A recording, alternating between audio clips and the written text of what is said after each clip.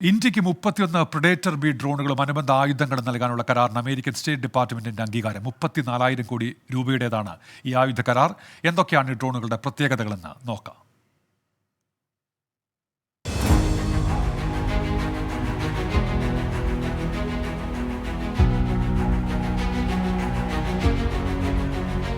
അമേരിക്കയിലെ General Atomics Aeronautical Systems American എയർഫോഴ്സിനായി പ്രത്യേകം രൂപകൽപ്പന ചെയ്തതാണ് MQ-9 റീപ്പർ അഥവാ പ്രിഡേറ്റർ ബി എന്ന ആളില്ലാ വിമാനം. രഹസ്യാക്രമണങ്ങൾക്ക് അമേരിക്ക ഉപയോഗിക്കുന്ന ഈ ഡ്രോണുകൾക്ക് 40,000 അടി ഉയരത്തിൽ 40 മണിക്കൂറിലധികം നേരം തുടർച്ചയായി പറക്കാനാകും.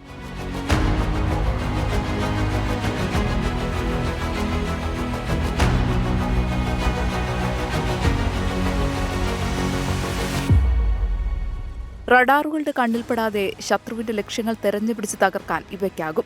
5,670 കിലോഗ്രാം ഭാരം വഹിക്കാനാകുന്ന ഇവയിൽ 4 AGM-114R ഹെൽഫയർ മിസൈലുകളും ലേസർ ബോംബുകളും ഘടിപ്പിക്കാനാകും. 2,721 കിലോഗ്രാം ഇന്ധനശേഷിയും MQ-9 റീപ്പറിന് ഉണ്ട്.